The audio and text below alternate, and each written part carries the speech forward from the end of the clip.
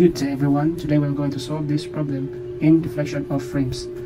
And this is our example. Compute the deflection of this frame.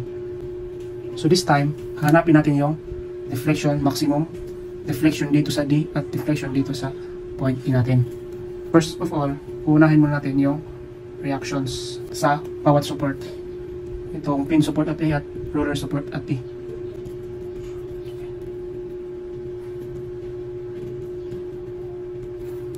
Hindi ko na pinakita yung solution, no? Summation ng moment lang yan para makuha natin yung mga reactions natin. Ngayon, since gagamitan natin to ng area method, moment area method, so gagawa tayo ng moment diagram sa bawat segments. Halimbawa dito sa ABC, hatiin mo to at itong CD natin at itong CE. Gawa natin yan ng moment diagram each. So unahin muna natin dito sa ABC natin. Halimbawa at ABC. So magkakat tayo dito sa may C na banda, di ba? So dito yung cut natin. Itong 4 kN natin, 4 kN, and then itong 12 kN natin, 12 kN, and then dito is shear dito, and then may moment since nagkat tayo, di ba? Then may moment dito. Assume ko dito clockwise, then upward yung shear ko, di ba? Total meters 12 meters. Para makuha natin yung shear natin, mag-summation ng forces lang tayo along Y, di ba? So since 12 ito, 4 to, dapat dito sa baba equals siya ng 12 para ma-resist niyo yung 12. So dito is 8 kN na yung shear natin. Summation ng forces along Y lang yan. Then dito sa moment natin, mag-summation ng moment lang tayo dito sa point C. Summation ng moment at C is equals to moment C minus 12 times distance na 12 plus 4 dahil clockwise ang rotation niya times 24 is equals to 0. So yung moment natin at point C, MC natin is equals to 48 dito. Is equals to 48. Para makadraw tayo ng moment diagram, magdodraw lang muna tayo ng shear diagram. For shear diagram natin, 4 kN upward for yung height. Then baba ka ng 12. 4 minus 12 is equals to negative 8, di ba? Then dito ka. Taas ka ng 8. Yan.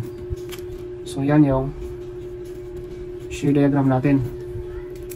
So para sa moment diagram, since nagkagawa na tayo ng shear diagram, makagagawa na tayo ngayon ng moment diagram. Area lang nito, rectangle na to. 4 times base na 12. 4 times 12 equals to 48, diba? 48 yung height ng triangle natin. Then, downward, 8 times 12. 48 minus 8 times 12 is equals to negative 48. So, baba ka dito. Yan, negative 48 dyan. Then, may moment C tayo dito na 48, clockwise, so pataas siya.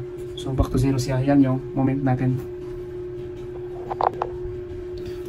At sa problem na ito is, i-apply natin yung conjugate method natin, no? Since nakapin to dito sa point A natin, ipipin din natin dito. Ito yung A natin, point B, diba? And then ito yung C natin. So, since nakapin yung real natin sa conjugate natin, ipipin din natin yan. Yan, diba? Since itong point C natin is rigid, wala yung deflection. Rotate lang yan dahil sa mga forces. So, dito, ito-draw na lang muna natin yung deflected shape niya. Yung deflected shape niya is, assume na lang natin na, di ba, nakapin to dito. So, pa-smile yung deflection natin, di ba? Ganyan.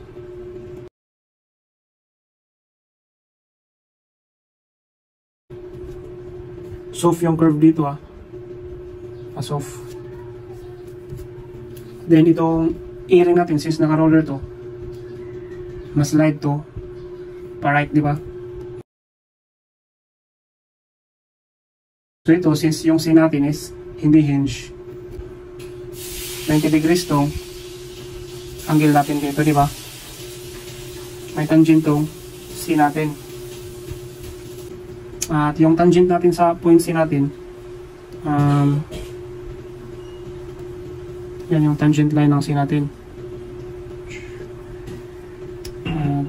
Ito ay theta C. Ito rin ay theta C. No? At the same time, since, di ba, rigid tong C natin, pag rotate yan, same lang yung angle nila. Dito, dito, at saka dito. Since naka 90 degrees dito, di ba? Yan, theta C pa rin yan. Equals lang yung mga angles dito from tangent C.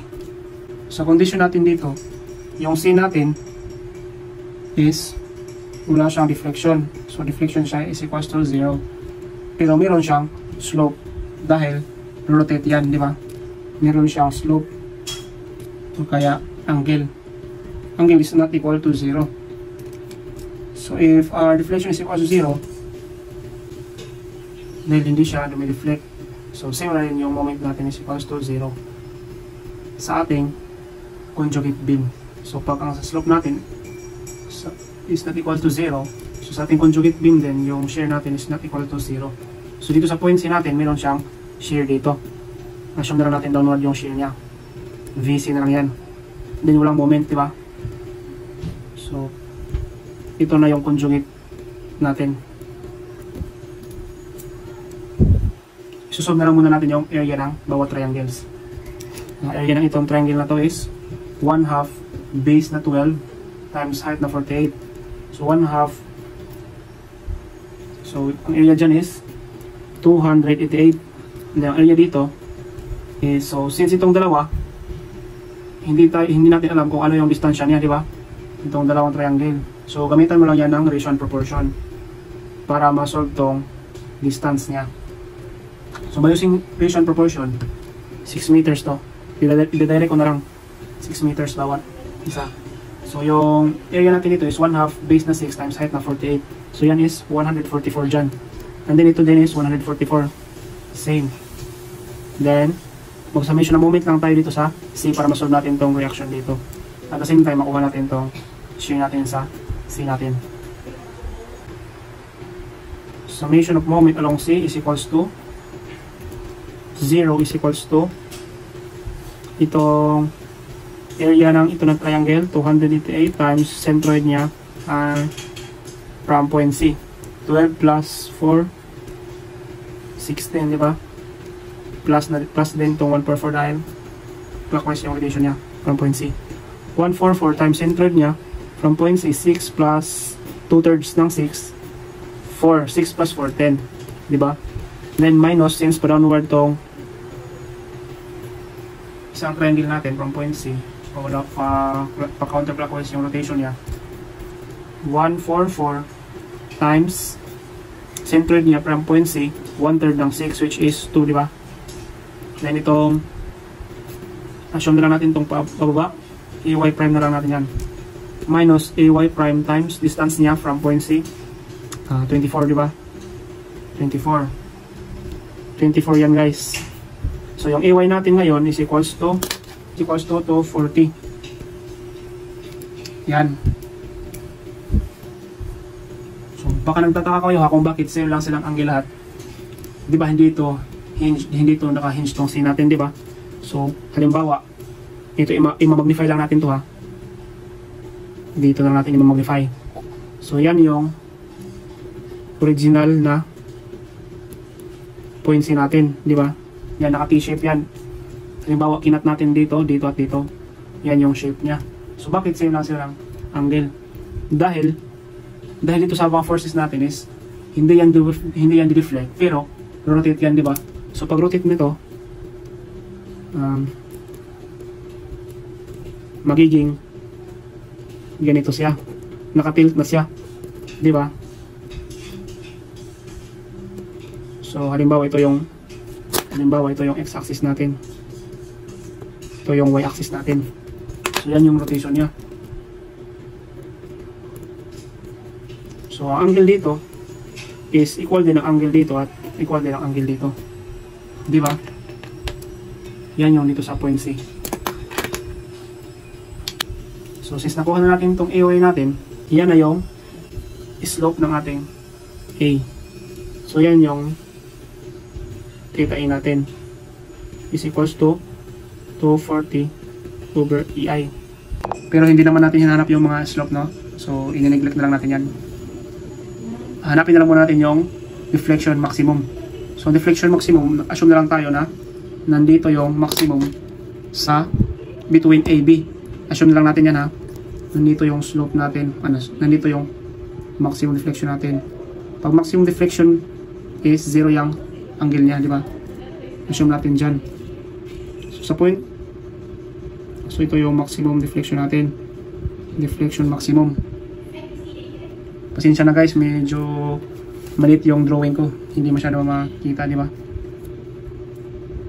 So, in-assume ko na between AB lang yung maximum natin malocate. So, since maximum hinahanap natin, angle dyan is equals to 0. Yan din yung shear sa ating conjugate beam, 0 din. Diba? So, since na-assume tayo na sa between AB lang yung maximum natin, ikakat na lang natin to dito sa between AB. Ika tayo dyan. So, draw na lang natin yan ulit. Ganito na yung draw natin. Yan. So, ito, isusulat ko na lang tong 240 dito. Hindi ko na lang yung AI. 240. Yan. Then, upward forces. Since nagkat tayo, meron tayong shear at saka moment. Diba?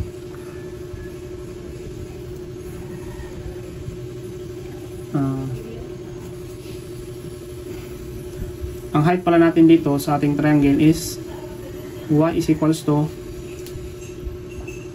from the relation proportion lang yan dito sa malaking triangle natin at dito sa cutted section natin. So ito is 48 rise over 48 over itong 12. 48 over 12x. So 48 divide 12 4x. So yung y natin dyan is 4x. Then yan din yung height natin sa ating triangle. Yan.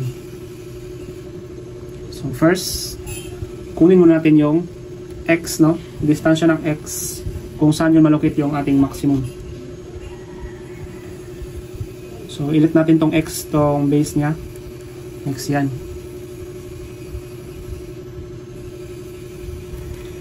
Summation of forces along y is equals to negative 240 plus area na itong triangle na to 1/2 base niya na x times height niya na 4x, diba? Then minus v is equals to 0. Since yung v natin is equals to 0, dahil sa maximum natin wala yung slope, diba? Dahil naka-horizontal na yan, naka-horizontal na yung slope niya purely. So 0 na tong slope natin. So masunod na natin yung x natin. Plus lang yung 240. 2x squared is equals to 240. So yung x natin is equals to na yung x natin 10.95 meters. Yan yung distance natin from point A to maximum natin. So dito. Ngayon, since nasunod na natin yung ating x, magsa-summation ng moment na lang tayo para masunod natin yung deflection. Dahil yung moment natin sa ating conjugate is yung deflection dito sa rail natin. Para masolve yung maximum natin, mag-summation ng moment na lang tayo along dito. Summation ng moment na lang lagay ko. Counterclockwise, assume natin na counterclockwise, negative m. Then, plus, dahil clockwise tong rotation ng loads natin. Plus, 1/2 area ng triangle natin. 4x times x times centroid niya from point dito x over 3, diba?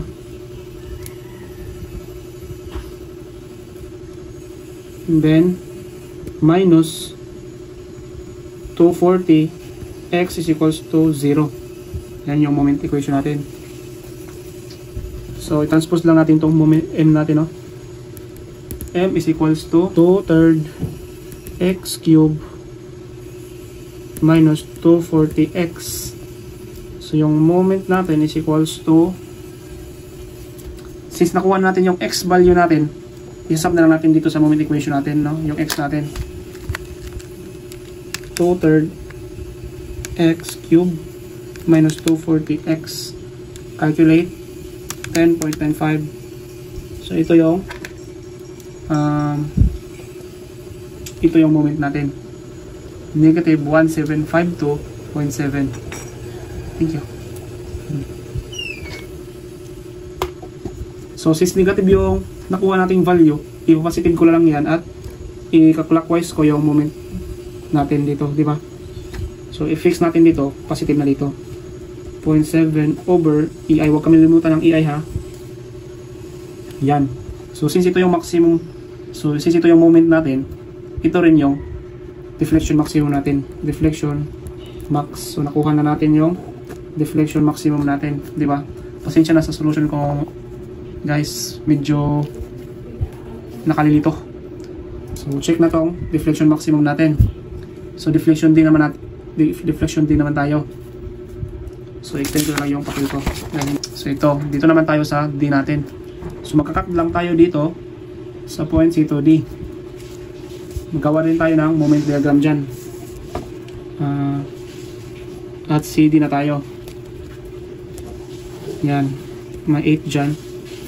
Since nag-cut tayo dito, meron tayong shear at saka meron tayong moment dyan, di ba? So yung shear natin dito is equivalent to sa, since 8 to, 8 rin yung shear natin. Para equals yun sila. Negative. Then gawa tayo ng shear diagram. Pataas 8. Then pababa ka ng 8. So yan yung shear diagram natin. Then yung moment diagram natin, so itong moment natin dito is just 8 times 6, diba? 6 meters yung distansya na. 8 times 6 is equals to 8 times 6, 48.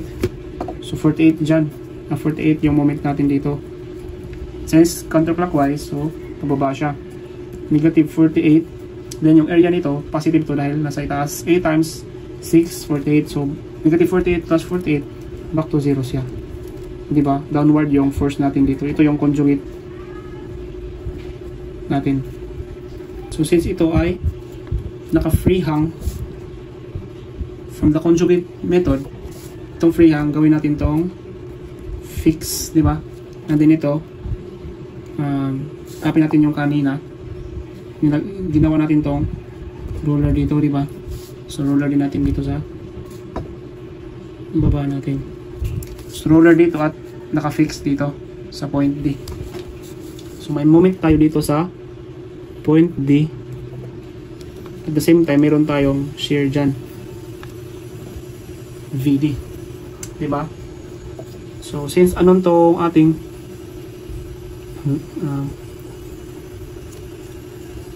yan, diba? And then yung shear natin dito, since yung slope natin dito sa left side sa C at right side sa C is equals lang, so equals din yung shear natin dito sa left sa C at right sa C, diba? So i-calculate na lang natin tong VC natin dito, at kung ano makuha natin dito na value is ito rin yung value na gagamitin natin dito. Para masolve tong VC natin, sa summation ng forces along Y na lang tayo. So VC is equals to, using calculator, 48 yan. 48 yung VC natin. So ito rin yung gagamitin natin dito. So dito, ang assume natin, since dito is downward yung VC natin, dito sa point CD, dito sa segment CD naman is upward na yung shear natin dito.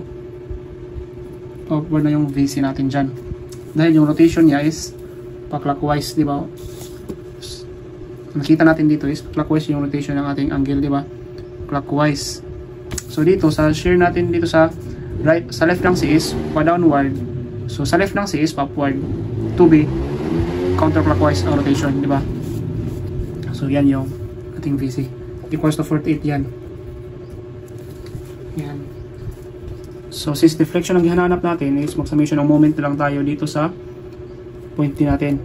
Summation ng moment at D is equals to MD plus 48 times distance niya 6, di ba? Then minus downward tong triangular forces natin.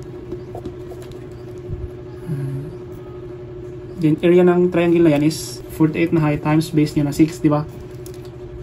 Times distance niya from point D to centroid, which is 2/3 ng 6, 4. It's equals to 0. So, yung MD natin ngayon is equals to